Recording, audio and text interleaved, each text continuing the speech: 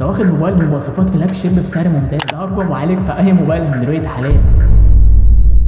ده اقوى موبايل من وان بلس في السوق حاليا، وهو الوان بلس 12. جايب اعلى مواصفات في اي موبايل اندرويد دلوقتي وبسعر منطقي. بس حط نقطه بعد كده من غير كلام كتير كده، يلا بينا نبدا. بس اهم حاجه تصل على النبي يا صاحبي، ما تنساش محتويات العلبه جايه بشكل كامل. عندك العلبه معلم مختلفه تماما عن اي علبه موبايل موجوده دلوقتي. موجود فيها رش شاحن وسلك يو اس بي تايب سي، واخيرا جراب بريميوم جدا. اللون ده شيك يا جدعان، معتاد من وان بلس. ديزاين الموبايل بشكل عام مميز جدا ومش مختلف، لان احنا شفنا الشكل ده في اكتر من موبايل من وان بلس. يعني مفيش تطوير حصل في النقطه دي. نفس شكل ال11 بلس تقريبا الاصدار القديم، ولكن بحجم كاميرات اكبر. وحلقات الكاميرات هنا جايه من الستانلس ستيل، شكله حلو جدا الحقيقه. الدار هنا من الازاز يا معلم، والفريم من المعدن اكيد. الموبايل بيدعم شهاده معتمده اي بي 65 للميه والغبار، معيار مهم جدا اكيد. عندك السويتش بتاع الميوت ده، انت لو جاي من ابل الموضوع ده هيعجبك جدا. بالنسبه للشاشه بقى، فانت واخد كل التقنيات تقريبا اللي انت ممكن تتخيلها في اي شاشه موبايل. شاشه جايه من النوع ال تي بي او اموليد، شاشه كيرف 120 هرتز، درجه سطوع بتوصل ل 4500 نيتس تحت اشعه الشمس، والدولبي فيجن طبعا، والاتش دي ار 10 بلس. شاشه ما فيهاش غلطه يا جدعان من الاخر. الموبايل هنا نسبه الحواف بتاعته قليله جدا، يعني شبه مش موجوده تماما. تحس انك ماسك شاشه بس فعلا، او استغلوا حواف الشاشه بشكل مميز. مساحه الشاشه 6.82 انش. تلاقي الالوان مشبعه بزياده لانها بتدعم الدولبي فيجن والتقنيات اللي ذكرناها طبعا. و120 هرتز ده معناه سلاسه رهيبه جدا في السكرولينج، كل حاجه هتبقى صاروخ معاك حرفيا. ودرجه سطوع يا معلم بتوصل ل 4500 نيتس، ده رقم حرفيا ما شفتوش في اي موبايل اندرويد تاني. انا قلت الرقم ده تقريبا في موبايل قبل كده كنت اتكلمت عليه، ريلمي جي تي 5 برو تقريبا. ايوه بالظبط كده. كنت فاهم الحقيقه ان ده مجرد رقم، وكانوا مقفورين جدا في الحته دي. قلت لا، مفيش حاجه اسمها 4500 وبتاع، يعني الكلام ده كبير ومفيش منه اساس. بس لما بدات اشوف الموبايلات الرائده نازله بالرقم ده فعلا، قلت الموضوع مش فيك زي ما انا كنت فاهم. سطوع الشاشه هنا بيوصل ل 4500 نيتس فعلا، وده رقم فعلا مرعب. انزل يا باشا تحت اعلى سطوع من سطوع الشمس، حرفيا مش هواجهك اي مشاكل في النقطه دي. بما ان الشاشه هنا اولد، فهتلاقي البصمه جايه على شاشه الموبايل. بالنسبه للمعالج بقى، فحرفيا المعالج ده مفيش مصطلح يوصفه. السناب دراجون 8 جين 3 ده اقوى معالج في اي موبايل اندرويد حاليا. انا عايز اقول لك ان الاصدار القديم اللي هو ال 8 جين 2 المعالج ده كان خرافي يا جدعان بجد، كان معاه سكور عالي جدا في الاداء. كان اقوى معالج بالنسبه للمعالجات المستخدمه في الاندرويد السنه اللي فاتت. ال 8 جين 3 اللي هو الاصدار الجديد الموجود في الموبايل ده اقوى منه بمراحل حرفيا. فالاصدار ده بدون مبالغه قوي جدا، سواء بقى في المهام الخفيفه سوشيال او المهام الثقيله جيمز بقى والكلام الكبير ده. المعالج ده هيقدم معاك جدا في كل حاجه. مفيش بقى لاج انيميشن او تقطيع ممكن يحصل معاك، او الكلام اللي ممكن يضايقك ده مش موجود هنا تماما. وده بمساعده سوفت وير وان بلس طبعا الخفيف جدا. مع المعالج ده هيحقق لك اداء مميز جدا. بس كل الاداء هنا حقيقي في حته ثانيه. هتلعب على جرافيكس اتش دي ار على فريم ريت اكستريم، او ممكن تقلل في الجرافيكس يا معلم وتلعب على 90 فريم. اوبشن هنا مدعوم عادي. فكره انهم قدروا يوصلوا لحاجه زي كده او يعملوا حاجه زي كده عموما دي حاجه مش سهله، خلي بالك، لان المعالج اصلا لسه جديد، ولسه كمان الموبايل جديد، يعني لسه نازل من فتره قريبه جدا في الصين. والفكره ان ريلمي جي تي 5 برو والموبايلات اللي لسه نازله جديده نازلين بنفس المعالج ده فعلا، ومش مدعوم فعلا 90 فريم. فده بكل تاكيد مجهود كبير جدا حصل، ومش بالسهل ان هم يوصلوا لحاجه زي كده. وطبعا 90 فريم فتوقع ده مش طبيعي. بالنسبه للبطاريه بقى، فانت عندك البطاريه هنا 5400 ملي امبير اور، ساعه بطاريه عملاقه هتكمل معاك اليوم مرتاح جدا. بدانا نشوف ده كتير مؤخرا، ودي حاجه ممتازه جدا الحقيقه. حتى لو استخدامك فوق الطبيعي هتقدم معاك عادي. عندك سرعه شحن بتوصل ل 100 واط، شاحن جاي في علبه الموبايل عادي، هيشحن معاك البطاريه من 0 ل 90% في 12 دقيقه بس. معدل سرعه شحن يعتمد عليه فعلا. اللي هو انت تشيل من دماغك فكره ان الموبايل ده عايز يشحن ولا لا، فاهم؟ بالنسبه لصوت السماعات، فصوت السماعات هنا ستيريو، هتاخد تجربه مميزه جدا. الصوت طبعا مجسم من اليمتين عالي، يعني حوار من الاخر. مش بيدعم طبعا مدخل السماعات ال 3.5 مللي، وده الطبيعي في الموبايلات الرائده، يعني مش حاجه تعيب. بيدعم طبعا ميكروفون اضافي لعزل الضوضاء، يعني لو بتفلوج ولا حاجه ده بيساعد بشكل كبير جدا على ازاله الاشياء اللي حواليك. طيب خلينا نتكلم عن تجربه الكاميرات بقى. المهم خلينا في التجربه الفعليه، بس قبلها نتكلم في حته الارقام، لان في ناس كتير جدا بتهتم بالحته دي، فخلينا نقولها سريعا كده. عندك كاميرا اساسيه 50 ميجا بكسل بفتح عدسه اف 1.6 بدعم المثبت البصري الاو اي اس. الكاميرا الثانيه 64 ميجا بكسل اف 2.6 بدعم المثبت البصري بتوصل ل 3 اكس، كاميرا خاصه للتقريب. الكاميرا الثالثه 48 ميجا بكسل اف 2.2 هتاخد صور شارب بكواليتي عالي جدا، والالوان طبعا مشبعه ودايناميك رينج مظبوط. ممكن يتقارن مثلا بالسامسونج اس 23 الترا، موبايل سفاح في التصوير. ممكن الوان بلس تتفوق جدا في النقطه دي. سيستم الكاميرات حرفيا مش طبيعي، طلع بيها صور بيرفكت من الاخر، صور انت واخدها من كاميرا بروفيشنال. بالنسبه للبورتريه، فالبورتريه هنا في حته ثانيه. بالنسبه لكاميرا التلسكوب او التقارب، ممكن تاخد صوره وتقرب من الحاجات بطريقه مش طبيعيه. وكاميرا السيلفي 32 ميجا بكسل، كاميرا ممتازه وكويسه، والسكين تونز مظبوط، والوان الصوره كلها حلوه. كاميرا السيلفي هتصور 4K 30 فريم في الثانيه، وبالنسبه للاساسيه 8K 24 فريم في الثانيه. بس في الغالب ده اوبشن مش عملي او انت مش هتستخدمه عموما، لان ليه متطلبات مثلا زي شاشه 8K وجهاز تنين طبعا بحيث انك تمنتج الفيديو ده عليه، يعني حوار. انت ممكن تصور 4K 60 فريم في الثانيه، ده اوبشن كويس ويعتمد عليه فعلا. مستشعر التقارب هنا كمان سنسور مش سوفت وير. بالمناسبه كل السنسور اللي انت ممكن تتخيلها موجوده في الموبايل ده عادي، جيروسكوب سنسور وفي اكتر من سنسور عموما. واكيد ده افضل من ان الاوبشنز دي تعتمد على السوفت وير، لان الموضوع احيانا بيبقى فيه مشاكل وبتاع، وبيبقى فيه تحسين في الابديتس اللي بتحصل في المستقبل عادي، بس برده مش بيبقى افضل حاجه بالنسبه للسنسور. الموبايل مش بيدعم كارت ميموري، هو في الغالب انت مش هتحتاجه في حاجه لان الموبايل اصلا بيبدا من ربع تيرا. بالنسبه لسعر الموبايل زي ما قلت لك بيبدا من مساحه تخزين 256 مع 12 جيجا رام، وفي نسخه 1 تيرا من الموبايل ده، وال 256 ب $600. شايف ان الموبايل فعلا صفقه ممتازه، وفي كل حاجه تقريبا انت ممكن تتخيلها في اي موبايل اندرويد، من حيث بقى الماتيريال او اداء المعالج او الشاشه او حتى الكاميرات. بيقدم تجربه مميزه الحقيقه. انت واخد موبايل بمواصفات فلاج شيب بسعر ممتاز، موبايل فعلا بيقدم قيمه مقابل سعر ويستحق الشراء فعلا. بس كده يا معلم، ده اللي كان عندي اقوله لك النهارده. ما تنساش بقى تعمل لايك وسبسكرايب وكومنت حلو لو لسه ما عملتش لحد دلوقتي، وبالمره انت تحت هسيب لك في الديسكربشن لينكات فيديوهات من شركات مختلفه ممكن تعجبك. بس كده يا معلم.